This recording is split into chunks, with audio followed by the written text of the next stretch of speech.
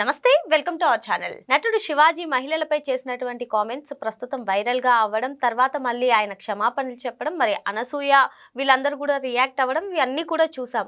అసలు శివాజీ చేసినటువంటి కామెంట్స్ ని ఏ విధంగా చూడాలి తెలుసుకునే ప్రయత్నం చేద్దాం. దీన్ని విశ్లేషించడానికి మనతో పాటుగా ఉన్నారు సోషల్ యాక్టివిస్ట్ శ్రీలీల గారు. నమస్తే మేడం. నమస్తే అమ్మా. ఓ సినిమా ఆడియో ఫంక్షన్ లో శివాజీ చేసినటువంటి కామెంట్స్ పెద్ద ఎత్తున దుమారం లేపాయి. చాలా మంది మహిళలు కూడా రియాక్ట్ అయ్యారు, చిన్మయి, అనసూయ వంటి వాళ్ళందరూ కూడా. మరి ఈరోజు చూసుకున్నట్లయితే శివాజీ మహిళా కమిషనర్ ముందు కూడా విచారణకు హాజరు కావడం, ఆయన క్షమాపణలు కూడా చెప్పారు. మరి ఈ కామెంట్స్ పైన వాళ్ళు రియాక్ట్ అయిన విధానం పైన మీ అభిప్రాయం ఏంటి మేడం? ఇక్కడ ఫస్ట్ ఈరోజు కొత్తగా ఇది జరిగిందా, అసలు శివాజీ గారు ఎందుకు మాట్లాడారు, ఆ మాటల వెనక అర్థం. నిధి అగర్వాల్ లూలు మాల్, మరి అక్కడ ఆవిడ ఎలాంటి వస్త్రధారణలో వెళ్ళారు, ఆవిడ మీద ఎలాంటి మిస్బిహేవియర్ జరిగింది, మరి ఆవిడ వస్త్రాలు పక్కకి తొలగిపోతే ఎవరైనా వీడియో తీస్తే ఆ అమ్మాయి జీవితాంతం ఆ వీడియోలు ఉంటాయి కదా, మరి ఆవిడ కెరీర్కి ఎంత ఇబ్బంది అని చెప్పేసి ఆయన అడగటం జరిగింది. మరి కాబట్టి ఒక వర్డ్ యూస్ చేశారు, అది రాంగ్ అని ఆయన మళ్ళీ చెప్పుకున్నారు. మరి గుమ్మడికాయల దొంగ ఎవరు అంటే భుజాలు తడుముకున్నట్లుగా. మరి మాకు అసలు ఏమాత్రం అభ్యంతరం లేదు, మేము ఇలానే ఉంటాము, చూసేవాళ్ళు చూడండి అన్నట్టు వాళ్ళ వస్త్రధారణతో వాళ్ళు ఫోటోలు షేర్ చేస్తూ ఉంటే సోషల్ మీడియాలో మా ఫోనుల్లోకి వస్తున్నాయి, మా నోర్లు మా ఇష్టం, మేము మాట్లాడతాం అనే వాళ్ళు కూడా మాట్లాడుతున్నారు. ఇవన్నీ కూడా ఈ వాదనలు ప్రతివాదనలు జరుగుతున్నాయి. అపోజ్ చేసేవాళ్ళు సపోర్ట్ చేసేవాళ్ళు చేస్తున్నారు. ఇదంతా గందరగోళం సృష్టిస్తున్నారు.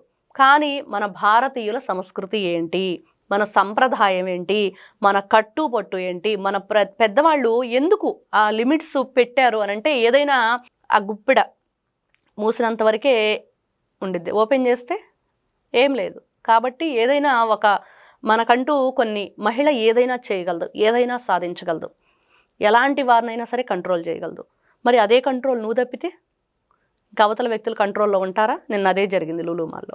ఇది ఈ రోజున కొత్తగా శివాజీ గారు ఫేస్ చేసింది కాదు. గతంలో ఎస్పీ బాలసుబ్రహ్మణ్యం గారు, ఆ తర్వాత ఒక 11-10 ఇయర్స్ బ్యాక్ మన హీరో మురళీమోహన్ గారు అప్పుడు పార్లమెంట్లో ఉన్నప్పుడు ఆ రోజున ఆయన చాలా పద్ధతిగా, మురళీమోహన్ గారు, నా డాటర్స్ లాంటి వాళ్ళు, సిస్టర్స్ లాంటి వాళ్ళు, మీరందరూ కూడా మంచి వేషధారణలో ఉండాలి అంటే సిపిఎం లీడరు ఆవిడ బృంద, ఆవిడ కూడా చక్కగా రూపాయి బిళ్ళంత బొట్టు పెట్టుకుంటారు, మంచి నిండుగా చీర కట్టుకుంటారు, ఆవిడ కూడా ఖండించారు.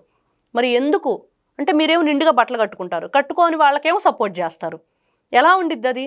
మనం చెప్పాలి 10 మందికి, వాళ్ళ ఇష్టం అంటే ఓకే, మీరు ఎలాంటి ప్లేస్కి ఎలాంటి బట్టలు వేసుకో వెళ్ళాలి అనేది కూడా ఉన్నాయి కదా. మరి దాన్ని బట్టి మీరు వెళ్ళండి. పబ్లిక్లోకి వచ్చేటప్పుడు మనం యువతకి ఏం మెసేజ్ ఇస్తున్నాం? వెస్ట్రన్ కల్చర్ ఫ్రీడమ్ మా ఇష్టం అని చెప్పి అంటున్నారు కదా. అక్కడ వెస్ట్రన్ వాళ్ళేమో చక్కగా చీర ఎలా కట్టుకోవాలో నేర్పించండి, పూలు పెట్టుకోవటం, బొట్టు పెట్టుకోవటం, శ్రీకృష్ణనామం, శ్రీరామనామం, గోవిందనామం స్మరించడానికి వాళ్ళు ఇష్టం చూపిస్తున్నారు. ఎంతమంది వాళ్ళ కల్చర్లోంచి హిందూ సాంప్రదాయంలోకి వచ్చారో మనం ఎన్నో వీడియోలు ఈరోజు చూస్తున్నాం. మరి ఇదెక్కడ పోయే కాలం మనకి? వాళ్ళ కల్చర్ మనం తీసుకోవటం, మన సాంప్రదాయాలను వదిలేసి కన్నతల్లిని వదిలేస్తున్నాం, ఎక్కడో ఉన్న స్టెప్ మదర్ లాగా తెచ్చుకుంటున్నాం. అంటే వ్యక్తిత్వాన్ని బట్టలు డిసైడ్ చేస్తాయంటే ఎంతవరకు కరెక్ట్? ఖచ్చితంగా. అంటే నువ్వు మాట్లాడేది భాష, నీ కట్టు బొట్టే కదా నువ్వేంటో చెప్పేది. అలా అని చెప్పేసి ఏ డ్రెస్ వేసుకున్నా ఎలా ఉన్నా సరే మేము మంచోళ్ళం అంటే ఎలా కుదిరిద్ది? అవతల వ్యక్తుల యొక్క అభిప్రాయం మార్చేస్తుంది. ఎందుకంటే మీ మీద వాళ్ళు ఆ మిస్బిహేవియర్ చేసినప్పుడు చూసే విధానం తప్పనుకోవచ్చు కదా. అవును, నువ్వు వేసుకుంటేనే కదా వాళ్ళు చూశారు, ఆ అభిప్రాయం నువ్వే కదా కలిగించావు ఇక్కడ, అంతే కదా. ఈ రోజున శక్తి ఏదైనా, స్త్రీ శక్తి ఏదైనా చేయగలదు, మేము సాధిస్తాం మగవాళ్ళతో సమానంగా అంటే వాడు వెళ్తాడు. మనం వెళ్ళలేం కదా. ఎందుకంటే ఇక్కడ ఒకటమ్మా, వాళ్ళు ఏదైనా చేస్తామనంటే మరి వాళ్ళ మీద ఎవరో కామెంట్ చేయట్లా, వాడికి మెంటల్ వచ్చిందో, బుర్ర పని చేయట్లేదో, వాడు సరిగ్గా బుర్ర సరిగ్గా లేదు, వాడు వస్తున్నాడు అంటున్నారు. కానీ మహిళ ఇప్పుడు మీరు అంటున్నట్లుగా వాళ్ళు తప్పుగా ఆలోచించడానికి కారణం ఎవరయ్యారు? తప్పుగా ఆలోచిస్తున్నాడని అబ్బాయిని అంటున్నారు, బాగుంది, కానీ ఆలోచించడానికి అవకాశం ఎవరిచ్చారు? నువ్వు ఈ రంగా డ్రెస్సింగ్ వేసుకోపోతే ఆ అబ్బాయి ఆలోచించడు కదా. కాబట్టి 10 మందిలోకి వెళ్ళేటప్పుడు మనం ఏ విధంగా ఉండాలి, 10 మంది గౌరవించే విధంగా ఎలా ఉండాలి, ఎలా మాట్లాడాలి, సొసైటీలో మరి నలుగురిలో ఉన్నప్పుడు ఈ రోజున ఆవిడున్నారు, సుమా గారు ఉన్నారు, ఝాన్సీ గారు ఉన్నారు, ఇంకా చాలా మంది యాంకర్లు ఉన్నారు. మరి ఎవరి మీద ఎప్పుడు ఎలాంటి ఆరోపణలు రాలేదు కదా. అనసూయ గారు వీళ్ళనే మెయిన్ ఎందుకు తీసుకొస్తున్నారు? కాబట్టి ఇలాంటివన్నీ కూడా ఇప్పుడు ఎవరు వాళ్ళ అభిప్రాయాలు, వాళ్ళ ఆలోచనలు, వాళ్ళ కట్టు, వాళ్ళ బొట్టు ఓకే, బాగుంది, కాదని అంటలేదు. కాకపోతే ఇలాంటి వచ్చినప్పుడు కాంట్రవర్సీ మరి ఏ విధంగా వాళ్ళ యొక్క వ్యక్తిత్వాన్ని వాళ్ళు వ్యక్తపరుచుకునే విధానం కానివ్వండి, మాకంటూ ఆర్టికల్ 21 ప్రకారం ఖచ్చితంగా మహిళకి ఎలాంటి డ్రెస్ అయినా వేసుకునే హక్కు ఉంది. వాళ్ళ హక్కుల్ని ఎవ్వరూ కూడా కాదనకూడదు. సుప్రీంకోర్టు కూడా ఆర్డర్ ఇచ్చింది. ఒక పెళ్ళైన అతను ఒక పెళ్ళైన ఆవిడ కలిసి ఉండొచ్చు అని చెప్పేసి విచ్చలవిడిగా మీడియా ముందుకు వచ్చేసి మేము ఏదో సహజీవనం చేసేస్తున్నాము, ఉంటున్నాము అని అంటే కాదు కదా. మన భారతీయ సాంప్రదాయం ఏంటి, సంస్కృతి ఏంటి, మనం ఏ విధంగా ఉండాలి, ఏ విధమైన మెసేజ్ ఇవ్వాలి సొసైటీకి. కాబట్టి ఇవన్నీ కూడా కొన్ని మాటలు కొన్ని విధాలుగా ఇబ్బందికరంగా అనిపించినప్పటికీ మనం ఏ విధంగా ప్రవర్తిస్తున్నాం అనే దాని మీద, ఇప్పుడు ఆవిడ వేసుకునే బట్టలు ఎలా ఉన్నాయంటే ఆవిడ బట్టలను బట్టి ఆవిడని ఏ విధంగా మనం నువ్వు ఇదే అని చెప్పేసి చెప్పగలరు అని నువ్వు అన్నావు ఇంతకుముందు. కానీ దానికి ఏ విధంగా చెప్పగలమంటే ఆవిడ చూడంగానే ఆ ఆలోచన మనకేమొస్తుంది, అదే కదా ఫస్ట్ ఆలోచన ఏమొస్తుంది మనిషిని.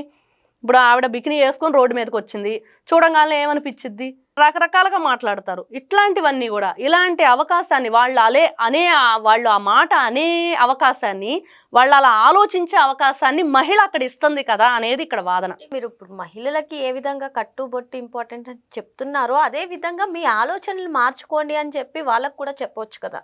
ఎవరికి? అబ్బాయిలకి ఖచ్చితంగా ఆటోమేటిక్గా మారిపోతాయి. మీరు ఏ విధంగానైనా సరే ఆ మంచి బట్టలు కట్టుకొని వస్తారో ఆటోమేటిక్గా వాళ్ళ ఆలోచన మారిపోయిద్ది, ఖచ్చితంగా మారిపోయిద్ది. ఒకప్పుడు లేనివన్నీ కూడా ఇప్పుడు ఎందుకు జరుగుతున్నాయి. ఒకప్పుడు మహిళలు, ఇప్పుడు ఈ మధ్యకాలంలో వింటూ ఉంటే భర్తను చంపేసింది, గ్రైండర్లో వేసి రుబ్బేసింది, ఆ డ్రైనేజీలో పడేసింది అంట ఒక ఆవిడ.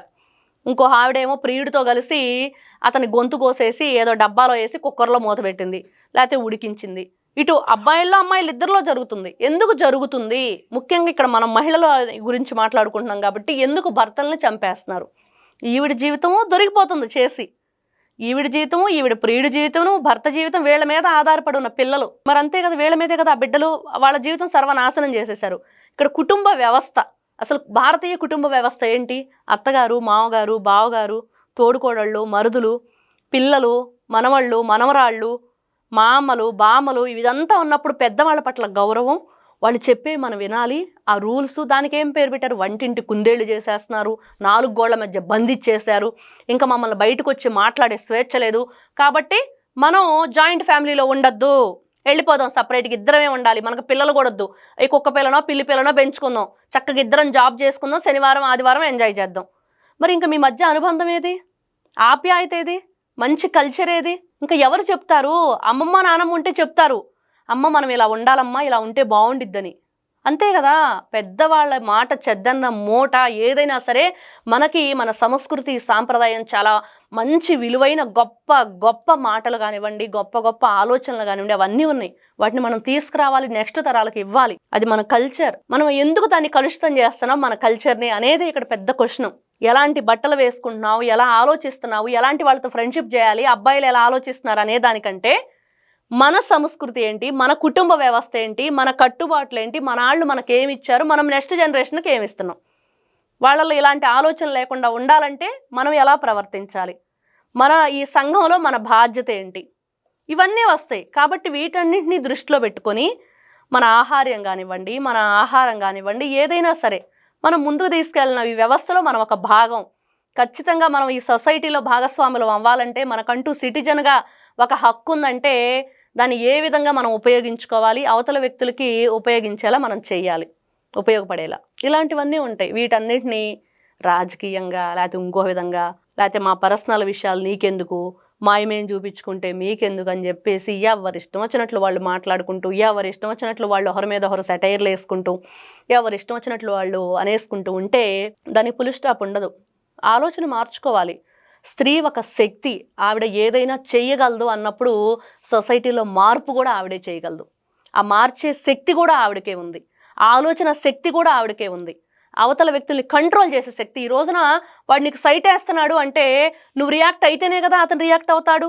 నువ్వు అవ్వకపోతే ఆ శక్తి నీలో ఉంది, కంట్రోల్ చేసే శక్తి. అందుకనే స్త్రీకి చెప్తున్నారు, ఇందాక మీరు అన్నారు అబ్బాయికి చెప్పకుండా అమ్మాయికి ఎందుకు చెప్తున్నారని. ఆలోచించే శక్తి, కంట్రోల్ చేసే శక్తి అన్నీ కూడా అమ్మాయిలోనే ఉన్నాయి.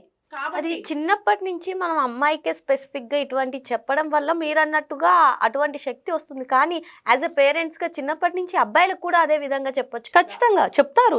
చెప్పట్లేదని ఎవరన్నారు? ఖచ్చితంగా చెప్తాం. అమ్మా ఇదిగో ఈ టైంలో మహిళలకి పీరియడ్స్ టైం అమ్మా, వాళ్ళు రెస్ట్ తీసుకోవాలి, నువ్వు హెల్ప్ చేయాలని ఖచ్చితంగా చెప్తాం. ఖచ్చితంగా ఉండిద్ది.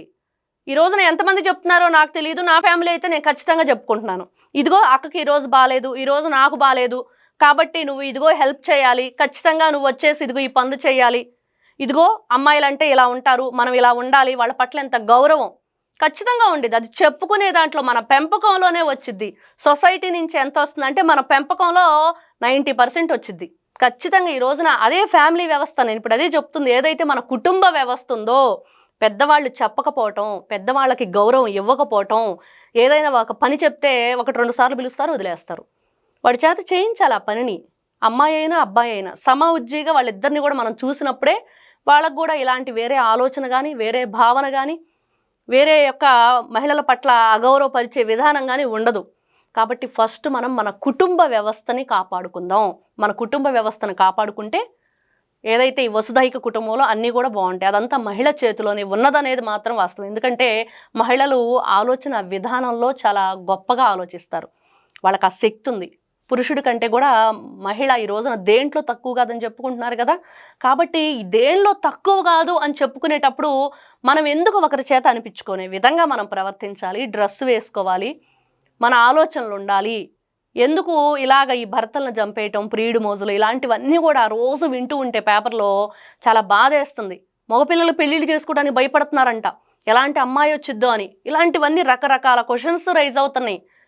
చాలా గందరగోళంగా ఉంది. ఇవన్నీ కూడా మార్పులు రావాలి, వీళ్ళందరూ మార్చుకోవాలి అంటే ఆ శక్తి మహిళలోనే ఉంది. కాబట్టి మహిళ మార్పు వస్తే ఆటోమేటిక్గా పురుషులను కూడా మార్చగలదు. Thank you. నమస్తే అమ్మా.